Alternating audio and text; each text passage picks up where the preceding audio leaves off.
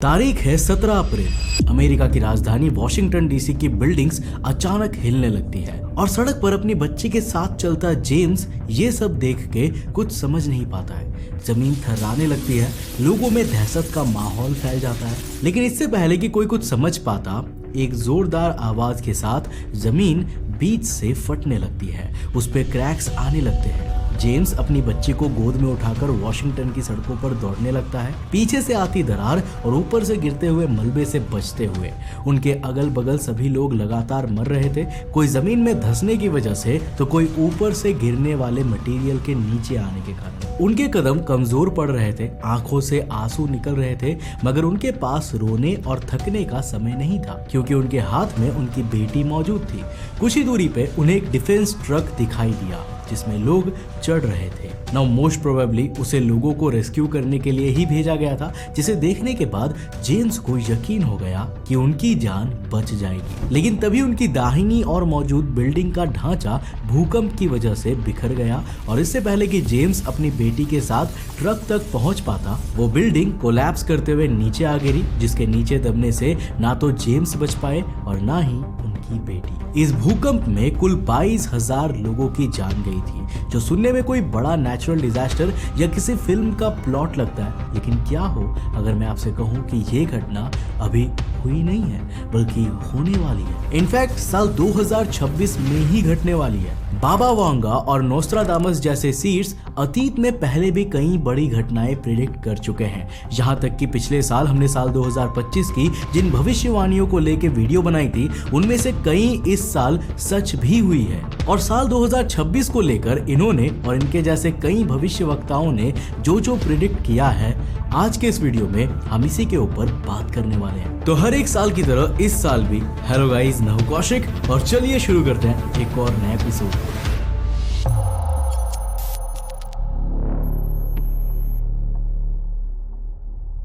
दोस्तों, वीडियो में आगे बढ़ने से पहले जिस तरह आप मेरे साथ YouTube पे कनेक्टेड हो, मैं चाहूंगा कि आप उसी तरह मेरे साथ Instagram पे भी जुड़ जाओ। ये है मेरा Instagram के user handle, link description box में जाके फॉलो कर लेना। तो साल 1923 जब वेंजिलिया पांडेवा गुस्तेरोवा महज 12 से 13 साल की थी, तब उस बच्ची के साथ एक हादसा हुआ।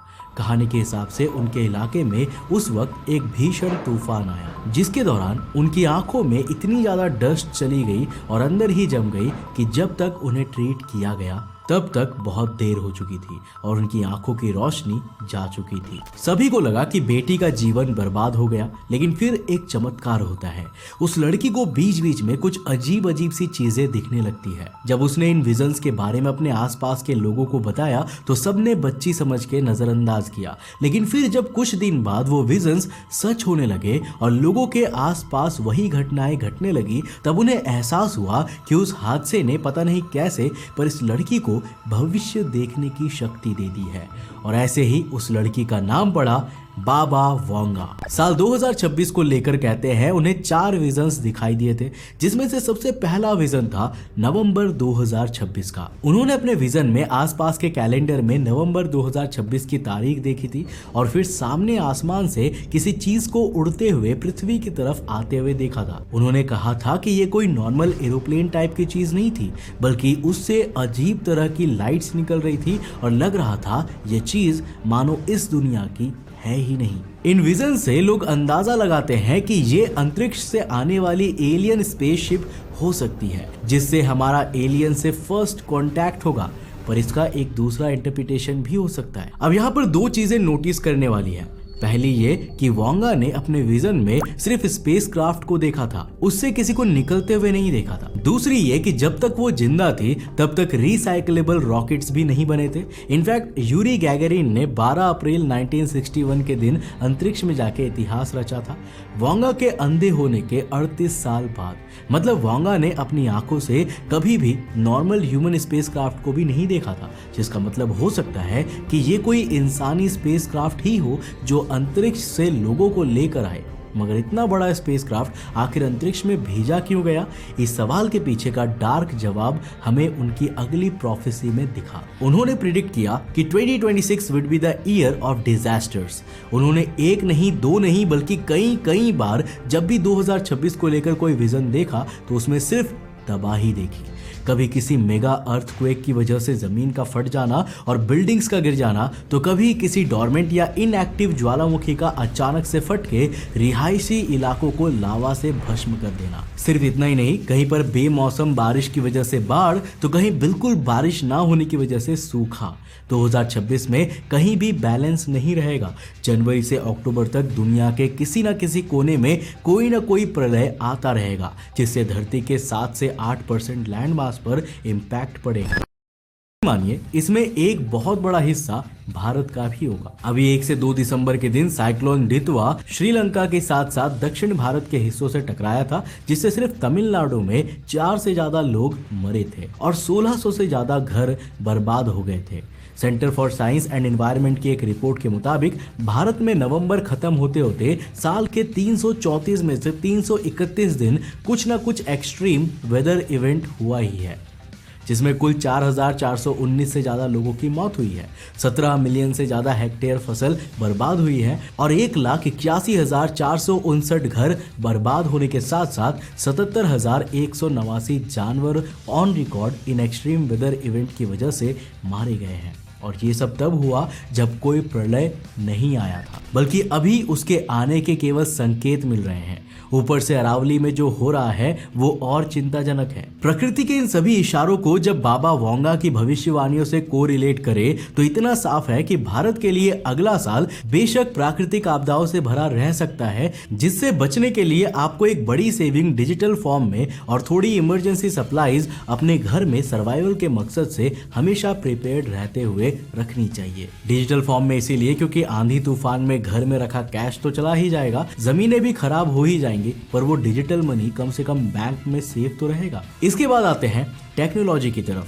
आज एआई लाइट की स्पीड से तेज बढ़ रहा है, जिसे लेकर वोंगा ने दशकों पहले ही प्रेडिक्ट कर दिया था कि इस साल से एआई इतना स्मार्ट हो जाएगा कि वो इंसानों के डिसीजन मेकिंग को अफेक्ट करने लगेगा। यहाँ उन्होंने इंसानों पे राज जैसी चीजें नहीं कही है, बल्कि ये कहा है कि इस साल एआई इतना केपेबल हो जाएगा कि वो बिना किसी ह्यूमन सुपरविजन के भी क्रिटिकल सेक्टर्स में काम करने की एबिलिटी पालेगा और आम जनता से लेके बड़े बड़े देश ह्यूमन रिलायंस से ज्यादा एआई द्वारा दिए गए डेटा के हिसाब से ही अपने डिसीजंस लेने लगेंगे। आज दुनिया के कई देश अपनी मिनिस्ट्री लेवल रिपोर्ट्स बनवाने में एआई का इस्तेमाल कर रहे हैं, जिससे ये रियलिटी ज्यादा दूर नहीं दिखती। मगर एक प्रॉब्लम है, एआई को प्रोसेसिंग और कंप्यूट के लिए चाहिए होती है काफी सारी पावर, जो उन्हें जीपीयू, रैम जैसे डिवाइसेस से मिलती है और इन डिवाइसेस को बनाने के लिए चाहिए होती है सेमीकंडक्टर चिप्स, जिसके रॉ मटेरियल का one of the most crucial producer है ताइवान। और इसी से आती है हमारी चौथी भविष्यवाणी। बाबा वोंगा ने बताया था कि इस साल साउथ चाइना सी के आसपास अमेरिका और चाइना के बीच एक घमासान युद्ध होगा, जो आगे जाके विश्व युद्ध का रूप ले लेगा, जिसमें इंडिया चाइना बॉर्डर डिस्प्यूट भी एक बड़ा मुद्दा होगा। अमेरिका के पास दुनिया की बेस्ट एआई कंपनीज और मॉडल्स है, साथ ही जीपीयू की सबसे बड़ी प्रोड्यूसर कंपनी एनवीडिया भी अमेरिकन ही है। दूसरी तरफ चाइना है, जिसने रिसेंटली चिप्स को रिवर्स इंजीनियर कर लिया है और अब सबसे बड़ा एआई मॉडल्स और चिप्स प्रोड्यूसर बनने की दौड़ में लगी है। लेकिन ये सब कुछ बेकार है जब तक ताइवान का प्रोडक्शन सपोर्ट ना मिले, और चाइना जो बहुत समय से ताइवान पे अपना कंट्रोल पाने की कोशिश कर रहा है, मोस्ट प्रोबेबली इसी साल वो अपने कब्जे की पहल छेड़ेगा, जिसके बाद ताइवान की प्रोटेक्शन के लिए अमेरिका बीच में कूदेगा। मजबूरन इन दोनों की लड़ाई में और कई देश इन्वॉल्व होंगे और फाइनली एक फुल ब्लोन विश्व युद्ध की भी शुरुआत हो सकती है। हो सकता है एआई देशों की डिसीजन मेकिंग को इन्फ्लुएंस करेगा वाली भविष्यवाणी का भी मतलब यही हो कि उसकी कंप्यूट नेसेसिटी की वजह से देशों को युद्ध करने का फैसला लेना पड़े। मगर कुछ भी क्यों ना हो, बाबा वोंगा की भविष्यवाणियों के अनुसार 2 चीजें पक्की है कि अगले साल बहुत बड़ा प्रलय और एक बहुत बड़े युद्ध की शुरुआत हर हाल में होने ही वाली है।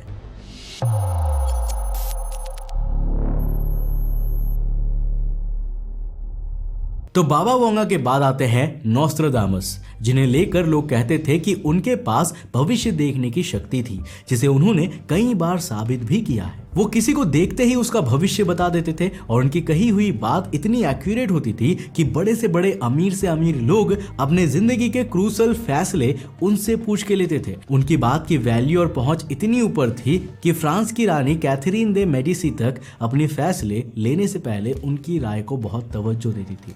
मगर उन्हें पता था कि वो हमेशा जिंदा नहीं रह सकते और अगर वो अपना ये ज्ञान बांट जाए तो शायद कईयों का भला हो सकता है। इसीलिए उन्होंने सन 1555 में एक किताब लिखी लेस प्रोफेतियस नाम से, जिसमें उन्होंने आने वाले भविष्य की पूरी कहानी बता दी। मगर उन्होंने दिमाग लगाया। वो जानते थे कि अगर उन्होंने भविष्य को सीधे शब्दों में लिखा तो लोग उसे बदलने की कोशिश करेंगे। इसलिए उन्होंने अपनी सारी भविष्यवाणियां क्रिप्टिक पोएट्री के रूप में लिखी और 1566 में स्वर्ग सिधार गए। अब जो उनकी शायरियों को अच्छे से समझ ले वो भविष्य जान सकते हैं, लेकिन उन्हें समझना भी एक बहुत बड़ा चैलेंज है। उनकी किताब में 2026 के लिए कुल 3 शायरियां एसोसिएट करी जाती है, जिनमें से पहली कुछ इस तरह है। Because of the favour that the city will show to the great one who will soon lose the field of battle, fleeing the Po position the Ticino will overflow with blood fires deaths drowned by the long aged blow. Ticino Switzerland के southern most इलाके में मौजूद एक छोटा सा इलाका है और स्विट्जरलैंड दुनिया का शायद इकलौता ऐसा वेस्टर्न देश है जो 1815 के बाद से कभी किसी युद्ध या छोटे मोटे कॉन्फ्लिक्ट का हिस्सा नहीं रहा। इसका सबसे बड़ा कारण रही है 1815 में साइन हुई ट्रीटी ऑफ पेरिस, जिसमें Vienna, Austria, France, great Britain, Portugal, Prussia, Russia, Spain और स्वीडन जैसे देशों ने साथ में ये एग्री किया था कि वो स्विट्जरलैंड को कभी अपने झगड़ों में नहीं घसीटेंगे और उसकी न्यूट्रलिटी को रिस्पेक्ट करेंगे। लेकिन अगले साल 2026 में हो सकता है यूरोपियन देशों के बीच कोई विध्वंसक युद्ध शुरू हो जाए, जिसमें दुश्मन देश जब हार की कगार पे होगा तो वहां का लीडर स्विट्जरलैंड की न्यूट्रलिटी का फायदा उठाकर टिकिनो जैसे किसी स्विस गांव में चला आएगा। सभी देश स्विस सरकार से उस शख्स की कस्टडी मांगेंगी, मगर सरकार उस द ग्रेट वन पर फेवर करते हुए उसे बचाएगी। इसी फेवर की वजह से हो सकता है सभी देश ट्रीटी ऑफ पेरिस को तोड़ दे और स्विट्जरलैंड पे फुल ब्लोन हमला कर दे, leading to blood, fires and deaths। अगली प्रोफेसी बहुत इंटरेस्टिंग है। Foists and galleys around 7 ships, a mortal war will be let loose. The leader from Madrid will receive a wound from arrows.